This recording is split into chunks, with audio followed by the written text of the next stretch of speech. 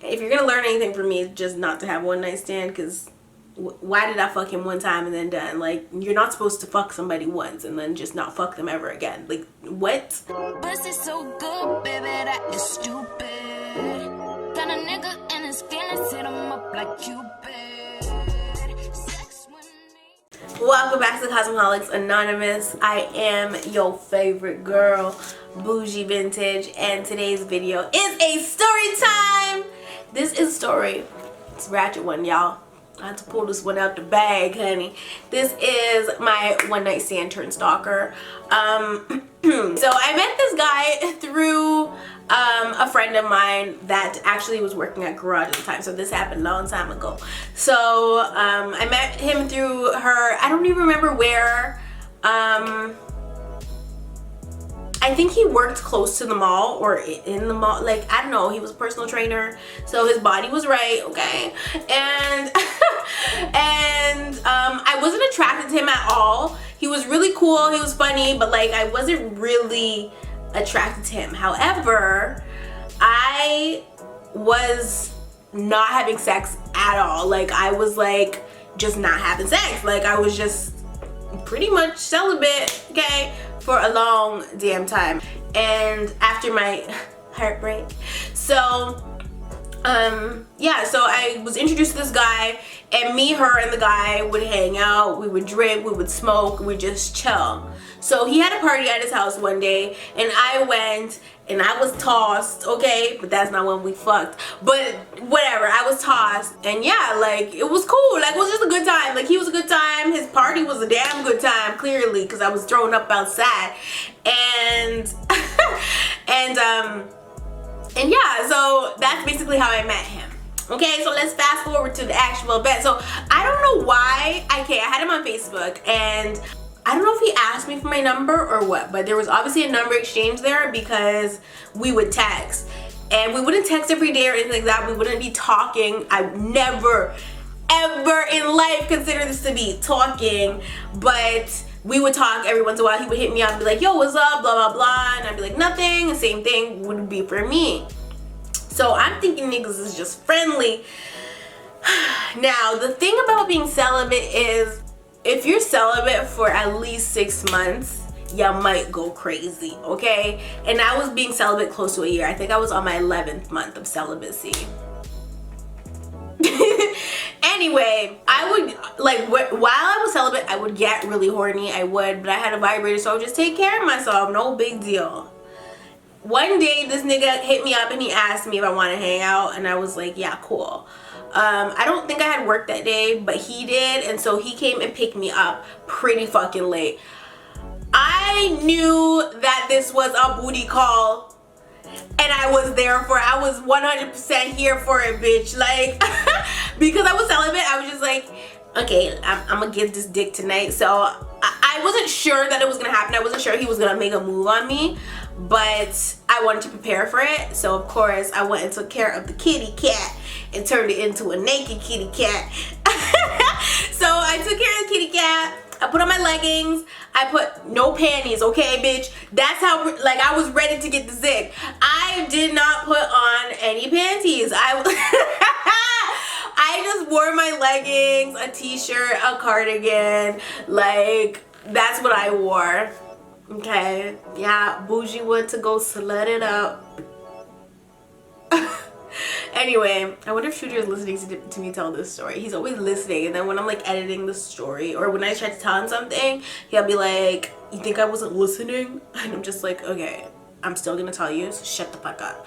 Anyway, but he picks me up. It's probably 10, 11 o'clock, okay? Mind you, I'm only like, what, 20? And I'm not super sexually experienced. I had a lot of sex with my ex, but I wasn't like super sexually advanced. I didn't know how to do certain things, and like, to me, I don't even know. Like, I just don't know. Like, I was just like, I'm celibate, he cool, like, let's get it on. So he picks me up around 11. We drive, car rides, I'm mad quiet in the car, as always. Like, anytime I'm in a nigga's car, bitches is quiet as fuck. Like, I'm mute. Okay, I'm a damn mule. And yeah, car ride's a little awkward. I'm mad nervous because I'm like, bitch, really? You shaved your coochie for this nigga? Like, really? You're really trying to get this dick tonight? So we get to his house and it's pretty quiet. I think everybody's asleep in the house. Now, first of all, this man is like in his 30s, okay? I'm pretty much a little baby. He was grown, living at home. So now when I think about this, I'm like, that is a red flag. Don't be fucking no niggas that is 30 and living at home, okay? I'm skeptical because I'm so used to dating guys around my age that I'm thinking I need to be like quiet as a mouse when I go inside. I'm being super quiet. I'm like tiptoeing up the stairs and he's like, what are you doing? Like and so I'm just like, well, I don't know who's home. Like, I don't want to be disruptive. I think I even brought my shoes upstairs because I was just so used to dating, or not dating, but like talking to guys that were my age and not allowed to be. I felt like I was sneaking in, and so the maturity level was definitely showing. Anyway, I bring my shoes upstairs and he brings me into his room, his little small ass room. It was a queen size bed and he had a nice bed frame and everything, and it was basically Netflix and chill, not gonna lie. So he put on Pineapple Express. We smoked in the room too, and I was like, okay, he must be real grown because we was smoke. He built up right there. Like, he had a blunt, he put the weed in the blunt, and so when I smoke, I tend to get horny too. So it's just like, I already knew where the night was going. So basically, I planned to fuck him. So it was just a matter of if he was gonna make a move or not. So, you know, he puts on Pineapple Express and I'm high as fuck, okay, because he always had the kush. Like, his weed was potent as a motherfucker, okay? So I'm on a cloud, okay, and I'm watching Pineapple Express and dying. One of my favorite movies, by the way. So I'm watching it, he falls asleep, and so at this point when he fell asleep, it was probably like a quarter of the movie left. I wasn't tired even though I was high. So yeah, when he fell asleep, I was still up watching the movie. And so when he fell asleep, I was kind of like rejoicing. I'm like, yes, like I'm not gonna have to fuck him, because I kind of wanted to back out at that point. No. So when the movie finished, I kind of hopped off the bed and I hopped off the bed and was like putting my cardigan on and like, you know, I was like, Kiats, you're gonna bring me home now, kind of thing. And he was like, where are you going? I didn't say you're gonna bring me home now, but I was putting my cardigan on. He's like, where are you going? And I'm just like, oh, well, the movie's done. Like, the movie's done. I don't know. I thought it was home time. You know, he fell asleep. I thought he was tired or, you know, whatever. So let's go home. So he's like, no, I'm good. So I sit back down on the bed and we're talking and he starts rubbing on bitch thigh. And I'm just like, oh fuck, like this is actually happening. Never done anything like this in my life. So it was just like, what am I getting myself into? I like, he cool, but like, you know. So yeah, so he's rubbing my thigh, he's talking to me, and he pulls a condom out and it's gold, and I'm like, fuck, because my ex-boyfriend, his dick was not big at all.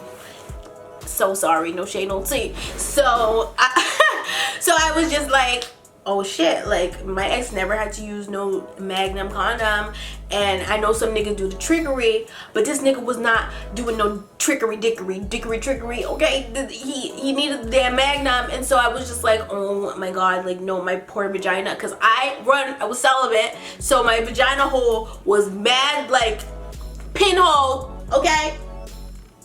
I can't find anything small enough to show you. My vagina hole was definitely a pinhole. Couldn't even fit a small tampon up there. Like, it was so small.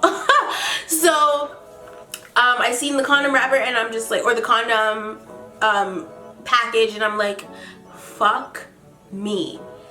not literally, figuratively, but then it was gonna be literally, and I'm like, fuck, I chose the wrong one. So yeah, one thing led to another, and I don't remember kissing him, because you don't kiss on a booty call. That is not okay. You don't kiss one night stand. People, like, no, I don't know. No, kissing is, no, ew. I'm saying ew, like I didn't let the man into my damn vagina, but but kissing is just so like, it's too much. It's like, kissing is for boyfriend and girlfriend, okay? I'm so sorry. Yeah, one thing led to another, and we fucked, and he blew my back out. At one point, I was just like, when is this gonna be over? Like, I need this to be over. I need to go home and wash my sins away, because this was just too much. Like, I was in pain, bitch. Finally, it finished. Great. Excellente. He brought me home.